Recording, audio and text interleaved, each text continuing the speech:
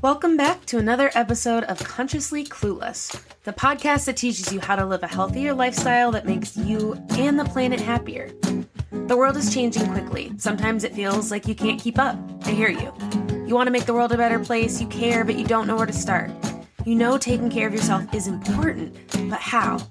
I get it. I have a history of diving into a new endeavor seeking perfection and quickly feeling like I failed.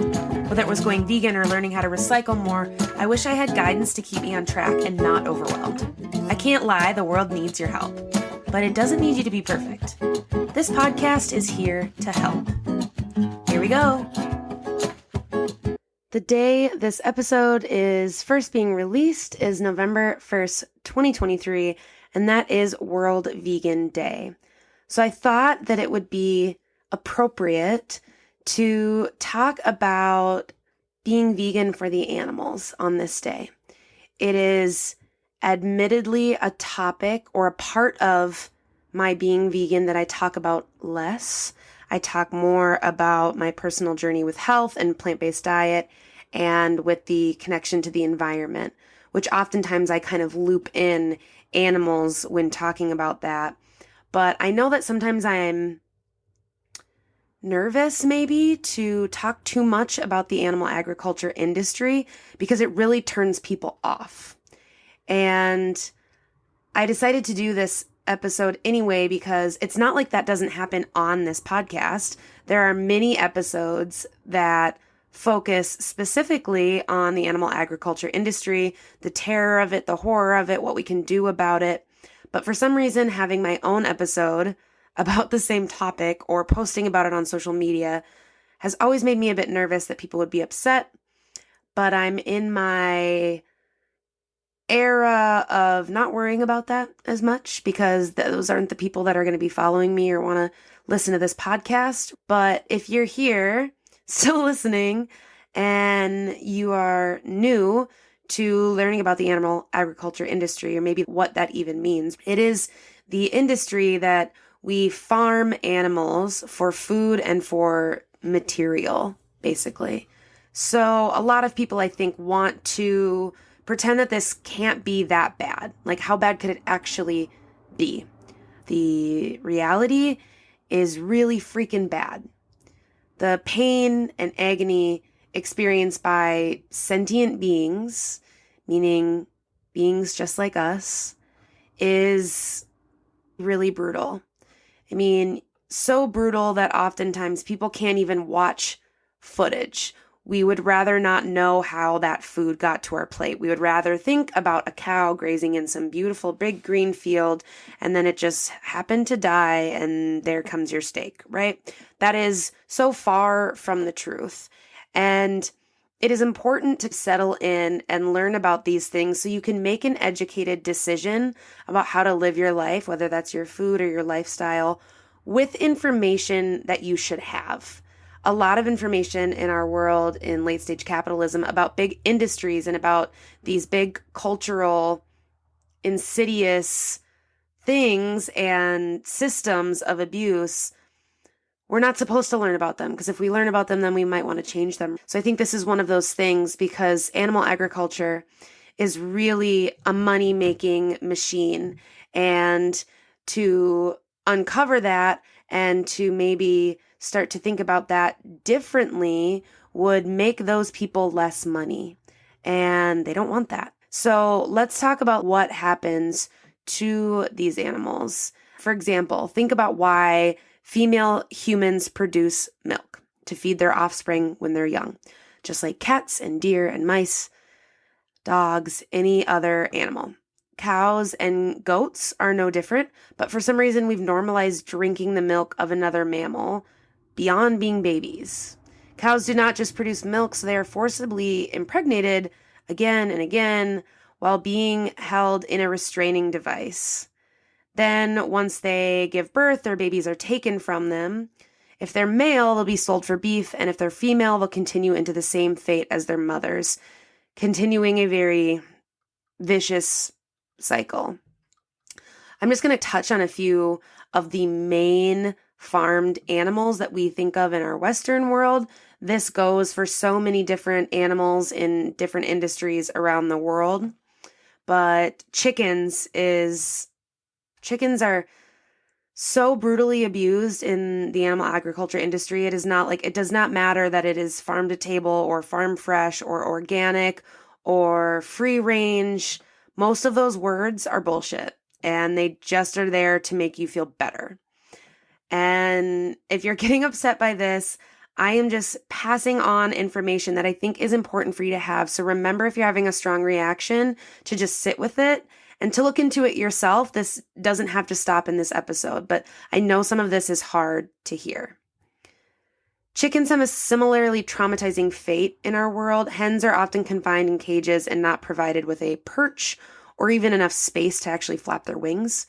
So depending on the farmer, there's no access to outdoor space, which is most of the largest chicken meat brands provided in our Western world and in the United States for sure. Hens are debeaked as not to harm each other because of close quarters. Despite their lifespan being much longer, it's standard that hens get sent to butcher at 18 months after they've been forced to produce a massive amount of eggs. Male chicks are actually almost always killed at birth, as they're no use to the industry. They're thrown into a macerator and ground up alive. The breed of chicken used for eggs versus meat differs. So if you put them next to each other, they look almost nothing alike. They've been selectively bred for hyperproduction, egg-laying hens for high egg volume, meat chickens for rapid growth, and maximum breast meat yield. Both types suffer from physical problems brought on by genetic selection for these traits. That's a quote from Cowspiracy and their website, which has a ton of good information. Finally, pigs are another one we often think of in the animal agriculture industry. Pigs are kept in concrete pens. They have no straw. They're often denied enough space to turn around. Piglets are born. They're kept on the other side of a cage, so the only contact they have is the mother's teats, so they can feed. Pigs are incredibly incurious and intelligent animals. They get really depressed in these situations. They're as smart as your pet dog. I really encourage you, if this is all brand new information, to go visit a farm sanctuary, because meeting the animals that we've thought as its and seeing them as them is a really life-changing experience. I think it can be really eye-opening and make you see them as beings. Being vegan for the animals also has more to do than just using animals as food, right? There is a lot of industries. Animal testing is used for medicine, for body products, perfumes, makeup, oftentimes products that we put on our bodies. If we're not using a company that is trying to do better and refuses to do that, it's been tested on animals. So it's not just what you eat. It is the things you purchase, the things you put on your body. Animals are exploited in so many different ways. Another one is entertainment. You can think of SeaWorld or zoos where there are animals where they absolutely shouldn't be there, confined in spaces, and they are just used as entertainment purposes. One of the things that helps us do this, and I did a podcast episode about this a while ago that I can link, one of the ways we can get through this, because all of us would say, we love animals, or I love my dog, or I love my pet. Maybe not everyone loves animals, but you can think of your cat or your childhood dog or whatever it is that you love, you would never hurt. And how can we then eat animals that have similar traits? How can we get our brains around that? And it's a thing called cognitive dissonance.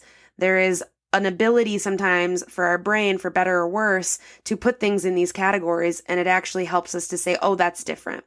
But what learning about this makes you realize is that it's not actually that different than your pet in your home. If you love animals, you learn more and more how to cause less harm to them just by our existence. Hey there, it's me. If you're digging this conversation so far around conscious living in this episode, and you're feeling inspired to make change, that's literally why I'm here. If you want sustainable ways to be sustainable, you hear eco-friendly or green and wonder if you're doing it right. You want to make your diet more earth-friendly by going vegan. You want to live a more connected life, but you're not even sure what that means. No judgment.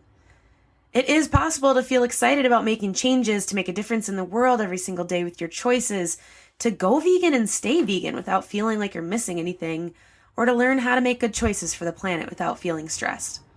I help folks who are ready to make changes in their life that support their health and the world around them through supportive coaching, practical education, and steps that make you enjoy the process. If that's you, email me at consciouslycarly@gmail.com and let's chat. Back to the episode.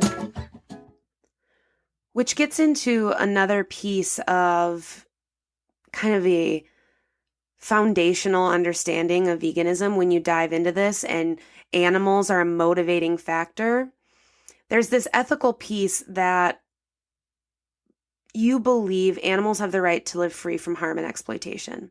That sounds nice, but when we're consuming animal products, we're directly contributing to the demand for those products. So we then perpetuate that cycle of cruelty. So going vegan can be a choice that helps you align with your values of compassion and justice and respect for all living beings. That sounds like I know what a lot of people in my life and a lot of listeners believe, right?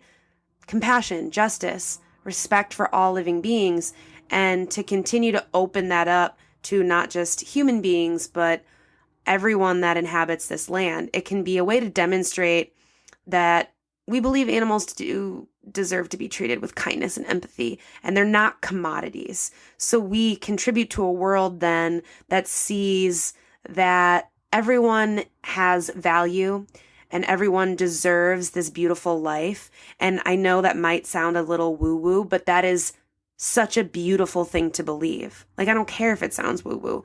It's an incredible thing that veganism has helped me see and grow in my compassion for all living beings, extending not just to animals and sentient beings in that way as we understand them, but humans too.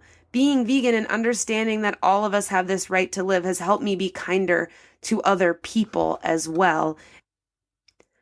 I want to go through a few kind of common counters when people hear about how bad animals are treated for our world, for our food, for our products, and just maybe help you prepare for those or help you think about these things differently. So maybe you thought, okay, how bad is it really? What if vegans are being dramatic?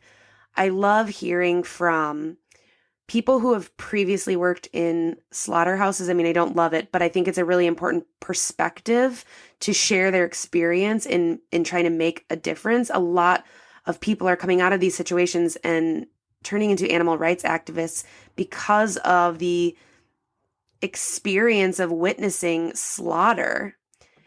I want to share this quote from a former slaughterhouse worker, Josh Agland, who is now an advocate. Their senses are in overload. They smell and taste the feces, blood, and steam in the air.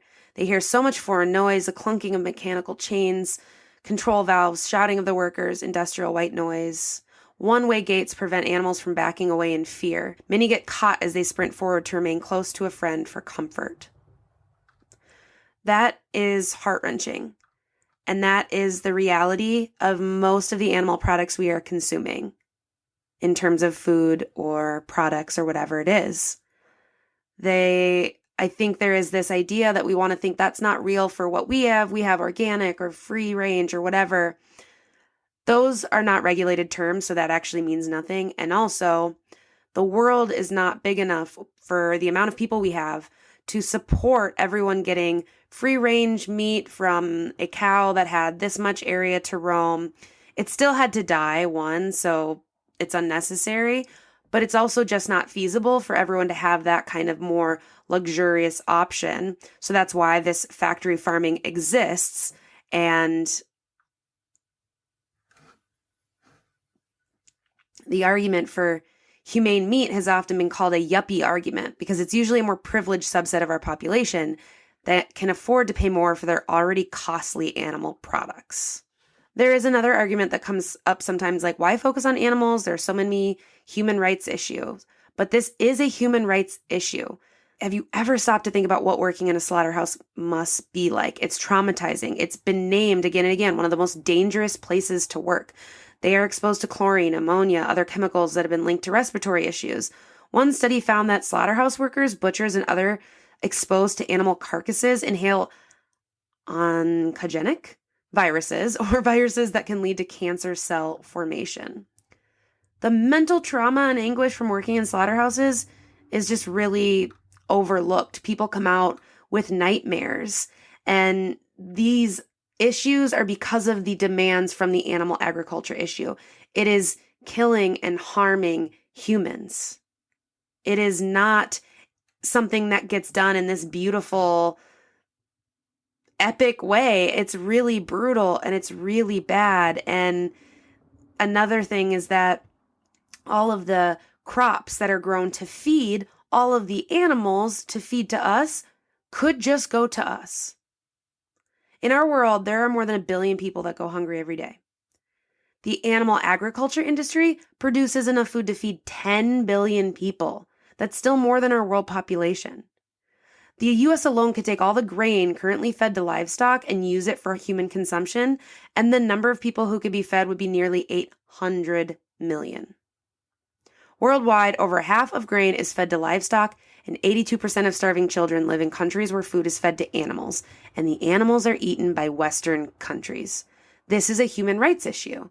If you have a passion for ending world hunger, making choices about what's on your plate is an extremely important topic to make. I know that you're probably getting overwhelmed. This is a lot of information. If this is new, it can be like, what the hell? I can't believe I didn't know all of this. Where do I start? I have to dive in and do everything now. Maybe you're not there at all. Maybe this isn't new information. Maybe you're not convinced. I encourage you, wherever you're at, to look into things more, to explore more, to do more of your own research. But I believe, and from my standpoint, our world is built on exploitation of humans and animals. Waking up to this fact can really change the game. It can make the choices you make every day feel more meaningful and feel like you're contributing to less harm. Being vegan for me is about a lot of things. I love talking about it. I love coaching and helping people who want to live more sustainably, who want to have a plant-based diet, who want to be more mindful about their choices and in their practices. But a big part of it is for the animals too. And I want to make sure that is clear because it is really important and become a foundational belief for me that guides why I'm doing this and why I care so much. The realities are grim and heart-wrenching, and you have to hear about suffering when you learn about this. But there are things you can do. It is our collective responsibility to speak up and demand change for these things that are killing ourselves and our planet. Not only is it harming these animals, but it's killing our bodies, it's killing the planet, all the things that I talk about. We can support ethical and cruelty-free alternatives. We can advocate for animal welfare laws. We can make conscious choices in our own lives. All of these things are contributing to a world where animals are treated with compassion and respect. And we can contribute to making a world that is free of cruelty towards any living being. And this is one step in that. I hope this was helpful and sparked questions and maybe made you think about things a little differently. If you're spinning and need support, this is exactly why I am a coach. I want to help this feel less overwhelming and give you power back so you can make choices that feel really good. If you're hearing this message, you've listened to the entire episode of Consciously Clueless, and for that, thank you so much. I hope you enjoyed this new episode, and if you did, please leave a review on Apple Podcasts, Spotify, or tag me and share in social media. Share this episode with others who may be interested in this topic. To get more resources, influence on topics covered, and bonus content, join the Consciously Clueless community over on Patreon at patreon.com/consciouslycarly. And don't forget, if you need help living more consciously, let's work together. Email me today. See you next Wednesday for a new episode.